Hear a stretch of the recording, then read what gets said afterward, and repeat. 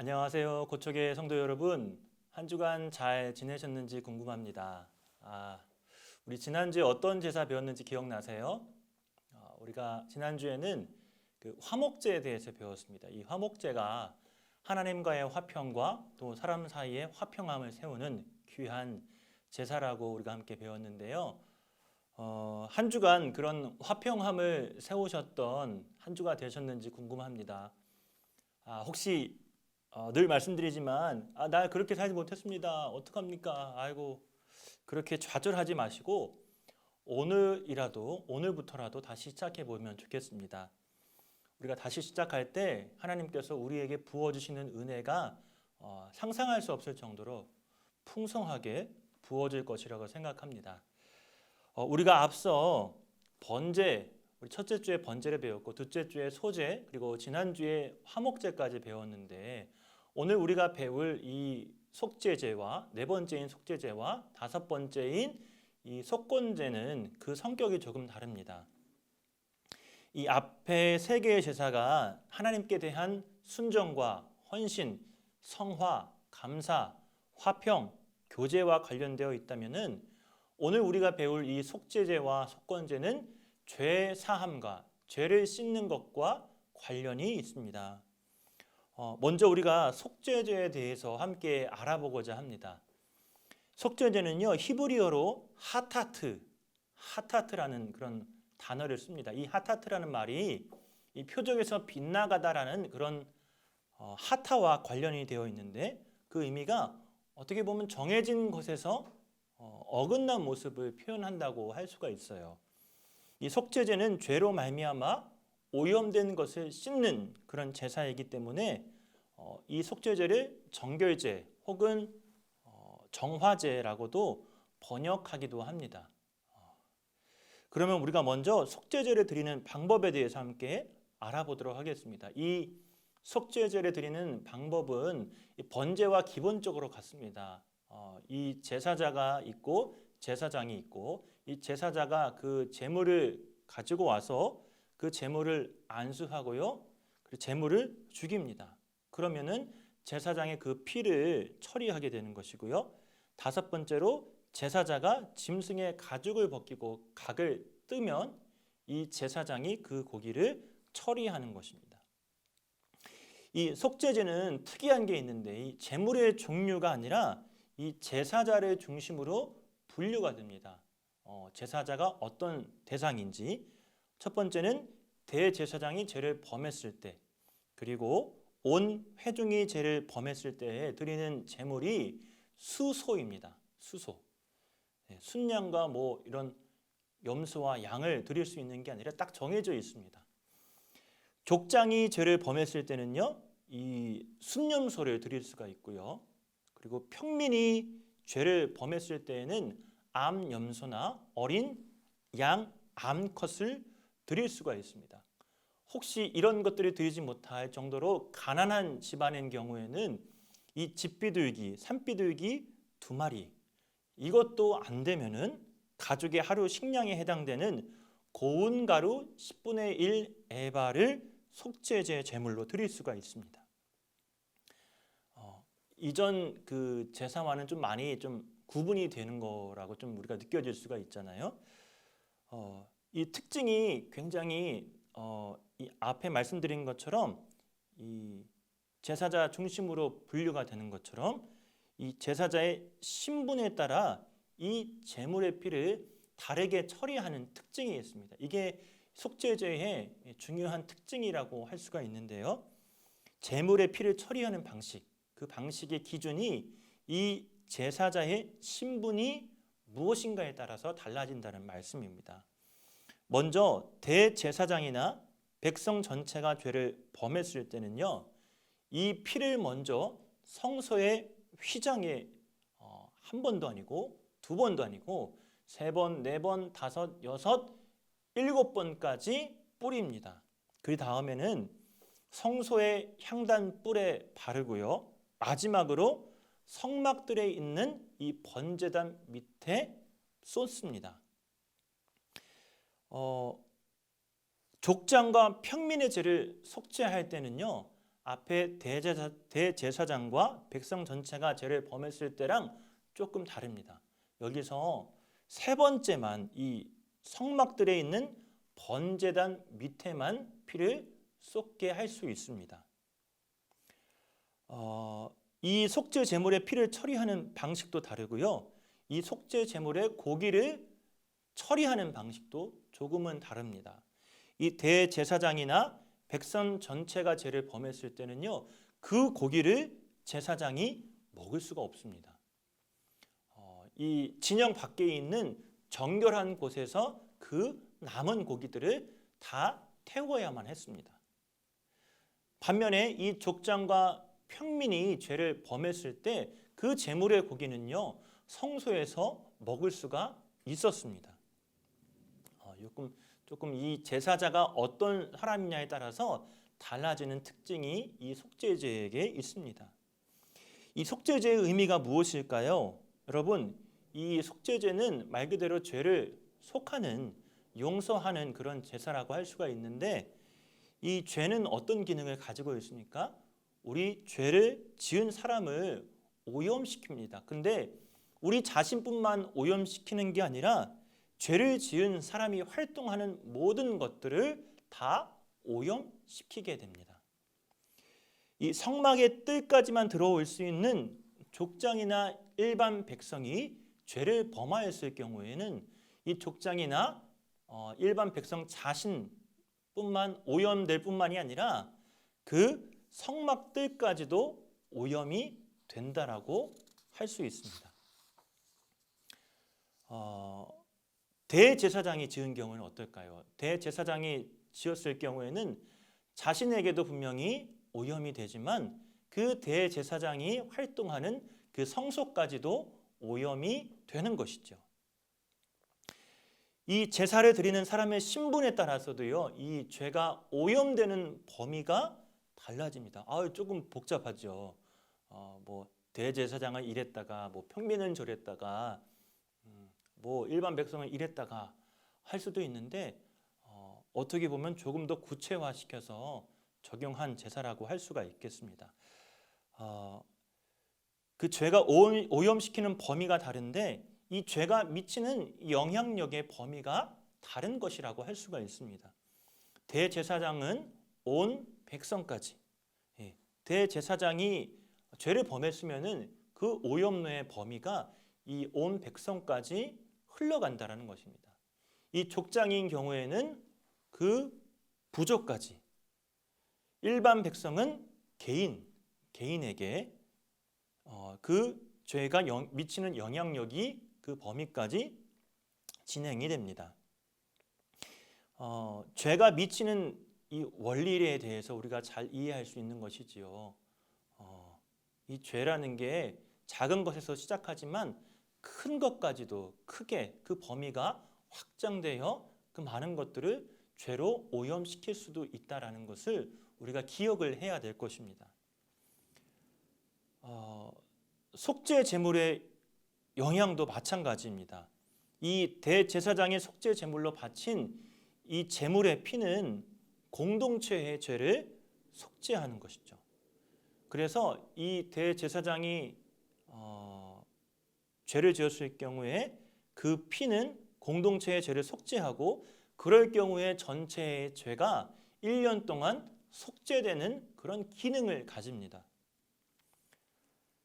그래서 속죄 제사의 특징에 보면은 이 아담이 지은 죄가, 이 한 사람이 지은 죄가 이 모든 사람들에게 전가가 되는 것처럼, 이 아담 이후의 모든 후손들에게 전가가 되는 것처럼, 반대로 예수 그리스도를 통하여서 모든 성도들이 그 속죄 제물의 용서를 통해서 모든 성도들에게도 그 용서가 동일하게 전가가 되는 것이라고 할 수가 있습니다.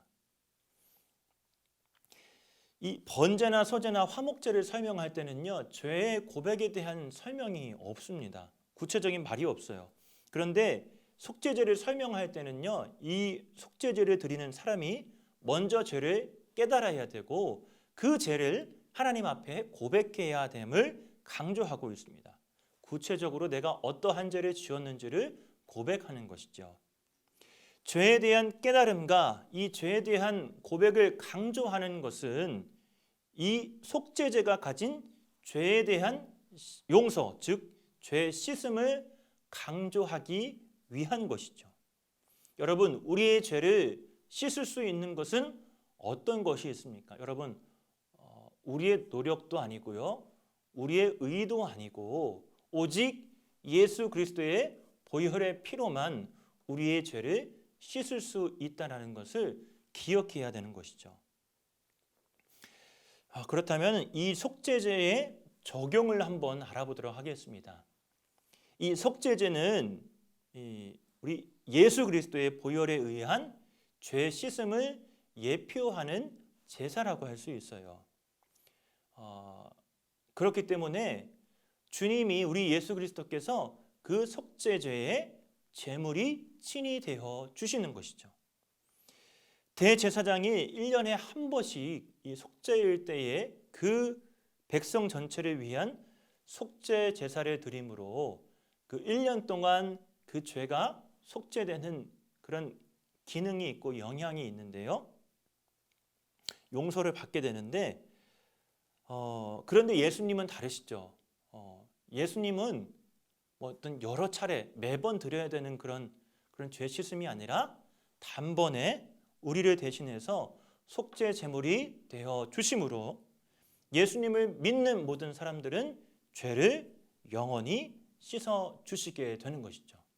영원한 속죄, 영원한 용서가 되는 것이죠. 중요한 키워드는 단번에 그리고 영원한 속죄라는 것을 우리가 잊지 말아야 될 것입니다. 히브리서 9장 11절 12절에 보면 이러한 말씀이 있습니다.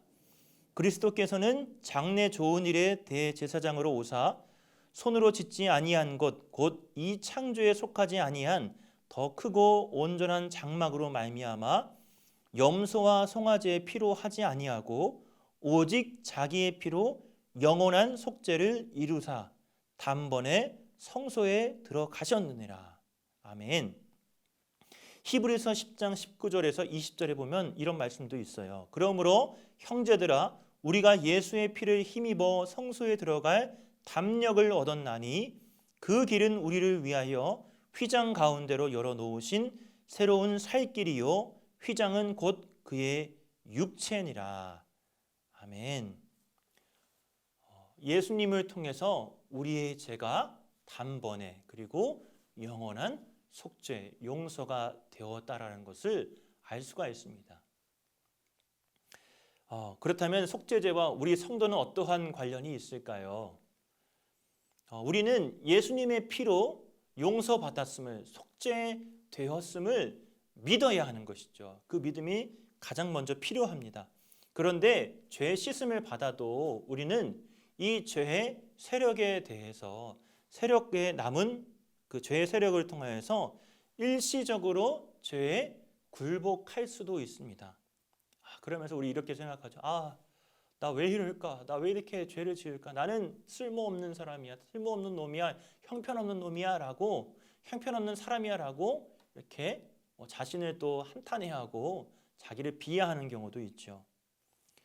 중요한 것은 여러분 우리가 죄를 지었다고 해서 그게 아주 잘못되었다라고 라기보다도 어쨌든 우리는 그 죄에 일시적으로 굴복할 수 있는 존재라는 것을 우리 또한 인정해야 되는 것이고 단순히 어떤 죄에 대한 한탄, 자기 자신에 대한 그런 한탄만 하는 그런 삶이 아니라 우리가 성도는 그 매일 짓는 죄를 깨닫고 그리고 고백해야 되는 그런 성화의 모습이 반드시 필요합니다.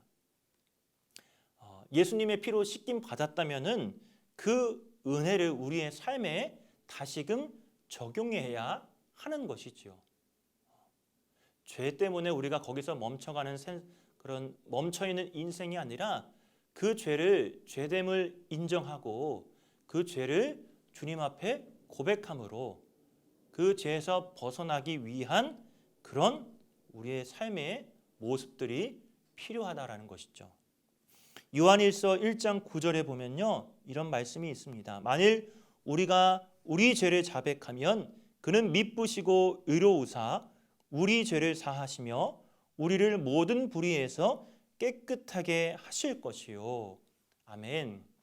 우리가 우리의 입술을 열어서 우리의 마음으로 죄를 시인하고 자백하고 고백하면 그 죄가 남아있는 것이 아니라 예수 그리스도의 보혈로 주님이 말씀하신 대로 성경에 기록된 대로 우리의 모든 죄가 깨끗하게 사하여 질 것이라는 그런 진리를 우리에게 말씀해 주고 있어요.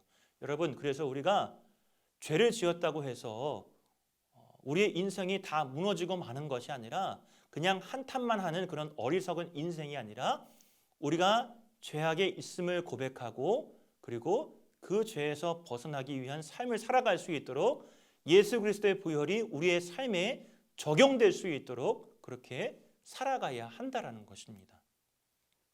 우리가 그렇게 고백하고 죄를 고백하고 죄에서 벗어난 삶을 살기 위해 애쓴다면 주님께서도 그 죄를 우리에게 돌리지 아니하시고 그 죄를 용서해 주시고 모든 불의에서 깨끗하게 해 주실 것이라 믿습니다. 그런 은혜를 놓지 않는 저와 여러분들이 되었으면 좋겠습니다. 우리가 짧게 우리 속죄제에 대해서 함께 나눠봤는데요. 이번에는 우리가 속건제에 대해서 함께 알아보고자 합니다. 속건제, 이 속건제도 마찬가지로요. 이 죄와 관련된 그런 제사라고 할 수가 있죠. 이 속건제의 의미를 보면 그 히브리어로 아샴이라고 합니다. 특이하게도 이 속건제는 그래서 이 아샴의 뜻같이 이 배상, 이 보상제라는 그런 제사의 의미로 번역이 되기도 해요. 지금 말씀드렸지만 이 속건제의 가장 큰 특징은요, 이 배상받는 거, 보상하는 거에 큰 의미가 있습니다. 이 속건제를 드리는 방법은요, 기본적으로 속죄제, 이 번제와 그 번제의 경우가 같습니다.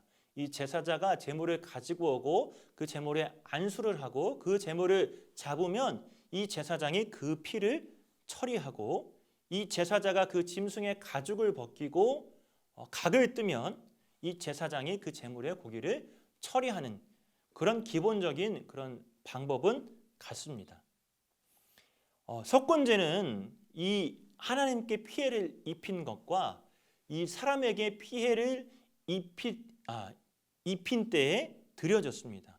두 가지 경우에 이 속건제를 드릴 수가 있는 것이죠. 첫 번째는 하나님께, 두 번째는 성도들, 각 우리 사람에게 피해를 입혔을 때 속건제를 드릴 수가 있어요. 이 첫 번째, 부지 중에 여호와의 성물을 범죄하는 것, 하나님께 피해를 입혔을 때에 우리는 속건제를 드릴 수가 있습니다. 이 여호와의 성물이라는 게 무엇입니까? 바로 하나님께 바쳐진 것입니다. 그것은 하나님의 것이라는 것을 의미하기도 하는 것이죠. 하나님께 바쳐진 것에 대해 죄를 짓는다는 것은 이 하나님의 것에 대해서 물질적으로 손실을 입히는 것과 같습니다. 예를 들면 제사장만 먹을 수 있는 음식을 먹는다든지 혹은 11조를 드리지 않는 경우가 이에 해당된다고 할 수 있어요. 이 하나님의 성물에 대해 죄를 지었을 때에 어떠한 제물로 드릴 수 있느냐? 순양으로 드릴 수가 있습니다. 더불어 그 순양만 드리는 게 아니라 이 피해를 받은 것에 대해서 5분의 1을 더해서 배상해야 되는 것이죠. 두 번째, 이웃의 소유권을 침해해서 물질적인 피해를 입혔을 때에도 이 속건제로 드릴 수가 있습니다. 이웃에게 물질적으로 손해를 입힌 경우는 어떤 경우가 있을까요? 이 전당물에 대해서 신실하지 못한 경우, 혹은 도둑질하거나 임금을 착취한 경우, 분실물을 취득하고 내가 가져가지 않았다고 부인하는 경우 등이 있습니다. 이 다른 사람의 소유권에 피해를 입히는 죄를 짓는 것에도요 속건제를 드려야 돼요. 내가 하나님께 드린 것, 하나님께 피해를 드린 것도 아니고 내가 사람에게 피해를 준 건데 내가 왜 제사를 드려야 되는 거야? 내가 왜 하나님께 제사를 드려야 되는 거야? 라고 의아해하실 수도 있지만 이 다른 사람에게 짓는 죄도 결국에는 하나님 앞에 짓는 죄로 간주되기 때문입니다. 왜냐하면 다른 사람의 소유도요, 여러분, 다른 사람의 소유도 궁극적으로는 하나님의 것이기 때문이죠. 그렇다면 우리가 속건제를 드릴 수밖에 없는 것입니다. 다른 사람에게 물질적 피해를 입히는 죄를 범한 경우에도 피해를 입힌 금액에 그 5분의 1을 더하여서 배상해야 되고요. 마찬가지로 그 속건제의 제물로 순양을 드려야 되는 것입니다. 이 손해를 배상하는 법은요, 출애굽기 22장에도 상세하게 나와요. 훔친 짐승이 살아있을 때에 2배를 배상하고, 훔친 짐승이 이미 도살하였거나 팔았을 때는요 4배나 5배를 배상해야만 했습니다.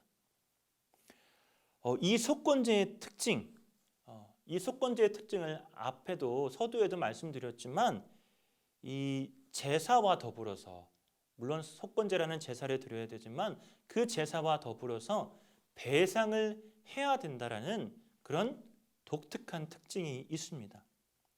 번제, 화목제, 속죄제에는요 배상의 내용이 전혀 없어요. 그렇지만 이 속건제에 대해서는 반드시 배상의 내용이, 배상의 개념이 담겨져 있고요. 이 속건제물로 드리는 제물은 순양 한 가지밖에 없다라는 것을 또 기억했으면 좋겠습니다. 이 속건제의 의미가 어떻게 될까요? 이 죄는요 하나님과 사람에게 피해를 입히게 됩니다. 우리가 다른 사람에게 죄를 지은 것도요 결국 궁극적으로는 하나님 앞에 죄를 지은 것과 마찬가지라고 할 수가 있어요. 따라서 속건제는 우리의 죄 때문에 피해를 입은 대상에게 보상을, 배상해야 된다는 것을 말해줍니다. 아까도 말씀드렸지만 속건제의 특징이 이 배상과 보상의 문제라고 했는데 이 배상 제도가 이 속건제의 귀한 또 특징이기도 하고 그런 이 속죄제와 비교했을 때에도 다른 의미가 있다라고 할 수가 있습니다. 이 같은 죄의 문제를 해결하죠. 이 속죄제도 죄와 관련되어 있고 이 속건제도 죄와 관련되어 있습니다. 둘 다 이 죄를 용서하기 위한 그런 제사이지요. 그런데 그 의미는 조금 달라요. 이 속죄제는 이 죄로 말미암아 오염된 것을 해결하는 것이고요. 속건제는 죄로 말미암아 입은 피해를 보상하는 것이라고, 그 보상을 해결하는 것이라고 할 수가 있습니다. 이 속건제를 어떻게 적용해 볼 수 있을까요? 이 속건제는요 예수 그리스도의 십자가 그 죽음을 통해서 우리 죄 때문에 하나님께 입힌 피해가요 완전히 보상되었다라는 것을 의미하기도 해요. 예수님의 죽음이 완전한 보상을, 완전한 배상을 의미하는 것이죠. 즉 그리스도가 우리의 속건 제물이 되십니다. 이사야 53장에 나오는 여호와의 종의 죽음은 속건 제물로 표현한 것이 있는데요. 제가 한번 읽어드리겠습니다. 이사야 53장 10절에 보면 여호와께서 그에게 상함을 받게 하시기를 원하사 질고를 당하게 하셨은즉 그의 영혼을 속건 제물로 드리기에 이르면 그가 씨를 보게 되며 그의 날은 길 것이요 또 그의 손으로 여호와께서 기뻐하시는 뜻을 성취하리로다. 아멘. 예수님의 죽음을 통해서 이 속건 제물의 그 특징이 완전히 성취가 되는 것이죠. 예수님이 우리를 위해서 속건 제물이 되어 주셨고 우리는 하나님께 입힌 그 피해를 모두 우리의 노력과 어떤 의가 아니라 예수님 때문에 모든 것이 배상되고 보상이 되었다라는 것입니다. 이 속건제에 관련해서 성도는 어떠한 삶을 살아가야 할 것인가 우리가 함께 고민하면 좋을 것 같은데 이 죄를 짓는 대상에게 피해를 입힌다라는 것은요 어떻게 보면 죄로 인해서 빚을 지는 것과 같은 의미를 가지고 있어요. 마태복음 6장 12절에 나타난 주기도문을 보면은 이 죄를 빚으로 묘사해 볼 수도 있을 것 같아요. 그 말씀을 보면 우리가 우리에게 죄 지은 자를 사하여 준 것 같이 우리 죄를 사하여 주시옵고라는 이 말씀에서 이렇게 변형해 볼 수가 있겠죠. 우리가 우리에게 빚진 자를 탕감하여 준 것 같이 우리의 빚도 탕감하여 주시옵고. 네. 하나님이 우리의 죄를 용서해 주신 것은요. 우리의 죄의 빚을 탕감해 주신 것은 우리의 노력도 아니고요. 의도 아니고 우리가 잘나서도 아니고 전적으로 예수 그리스도께서 갚아 주셨기 때문입니다. 여러분, 그것을 아는 사람들은 그것을 기억하고 있는 사람들은요. 우리 다른 이웃들에게도 그 죄를 나에게 빚진 것에 대해서 나에게 죄를 입힌 것, 그런 피해를 입힌 것에 대해서 용서할 수 있어야 되는 것이죠.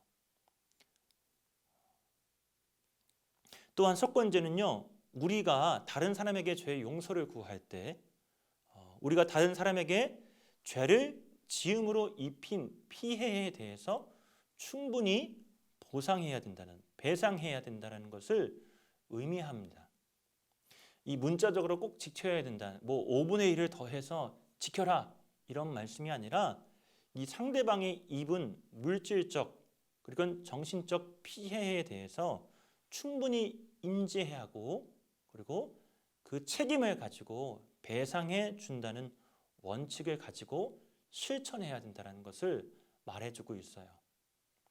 예수님께서 우리를 대신해서 우리의 죄를 다 갚아 주셨던 것처럼 우리도 우리의 이웃들에게 그 용서를 보여야 하는 것이고 만약 우리가 다른 사람에게 용서를 받을 일이 있다면은 단순한 용서를 구할 뿐만이 아니라 그들이 당한 피해도 기억하고 인지하고 충분히 그 피해를 최소화하고 보상해주고 배상해줄 수 있는 그런 마음을 가지고 다가가야 된다라는 것을 의미하고 있어요.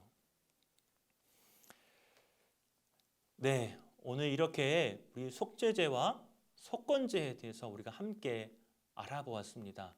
여러분, 우리가 총 5개의 제사를 우리가 함께 알아보았어요. 여러분, 어떤 제사가 있었죠? 번제가 있었고요. 그리고 소제가 있었고 화목제가 있었고 오늘 배운 속죄제와 속건제가 있었어요. 이 앞에 이 번제와 소제와 화목제는요. 예수님의 삶이 우리를 구원하시기 위한 사역임을 예표하는 제사라고 할 수가 있어요. 반대로 이 속건제와 이 속죄제는요. 이 속죄제와 속건제는 예수님의 죽음을 통해서 우리의 죄의 문제가 모두 해결된다라는 그런 것을 예표하는 상징적인 제사라고 할 수 있습니다. 이 5대 제사는요. 우리의 구원을 위한 예수 그리스도의 삶과 죽음 모두를 상징한다라고 할 수가 있어요. 예수님의 삶과 죽음의 모든 사역은요. 죄와 죽음의 문제를 해결해주고 또 의와 영생의 문제를 해결해 주는 것이라고 할 수가 있습니다. 그렇기 때문에 이 제사를 잘 이해하고 배우고 기억하는 것은 굉장히 중요한 일이겠죠. 단순한 어떤 의식 어떤 제사로서만 여겨지는 것이 아니라 예수 그리스도의 구원의 사역과 관련지어서 우리가 생각해 볼 때 그 제사의 의미는 아주 귀하고 풍부한 의미를 지니고 있다라고 할 수가 있습니다. 사랑하는 고척의 성도 여러분, 우리가 한 달 동안 4주 동안 이 레위기의 제사에 대해서 함께 알아보았죠. 여러분 어떤 시간들이 되었는지 참 궁금합니다. 중요한 것은 어떤 제사의 형식보다도요, 물론 형식도 중요하지만 그 형식에 담긴 그 의미가 무엇인지를 파악하는 것이 참 중요한 것 같습니다. 그렇다면 우리의 예배도 어떤 형식도 중요하지만 그 예배 안에 담겨져 있는, 그 형식 안에 담겨져 있는 의미가 어떠인지를 파악하는 것이 참 중요하다라고 생각할 수가 있습니다. 그리고 그 예배 안에 담겨진 의미를 가지고 나는 어떠한 예배자로 살아갈 것인지에 대한 고민과 그런 생각들도 참 중요한 것 같아요. 여러분, 이 제사법을 통해서 바라기는 하나님 앞에 온전히 나아가는 예배자가 되기를 바라고, 우리를 향하신 하나님의 사랑, 거룩한 백성으로 살기를 원하시는 하나님의 그 놀라우신 은혜와 그 사랑의 마음을 깨닫는 시간이 되었으면 좋겠습니다. 이 강의는 여기서 끝나지만 우리의 예배는 끝나지 않지요. 우리가 주님 앞에 가는 그날까지 우리의 예배는 계속될 것인데, 우리가 5대 제사에서 배웠던 것들을 잘 적용하고 또 우리의 예배의 삶에서, 우리의 삶 속에서 잘 적용하여서 하나님 앞에 온전한 예배자로, 거룩한 예배자로 설 수 있는 저와 여러분들이 되었으면 참 좋겠습니다. 참 애쓰셨고 수고하셨고요. 끝까지 포기하지 않는, 좌절하지 않고 도전하는 우리 고척의 모든 성도님들 되시기를 주님의 이름으로 소망합니다. 감사합니다.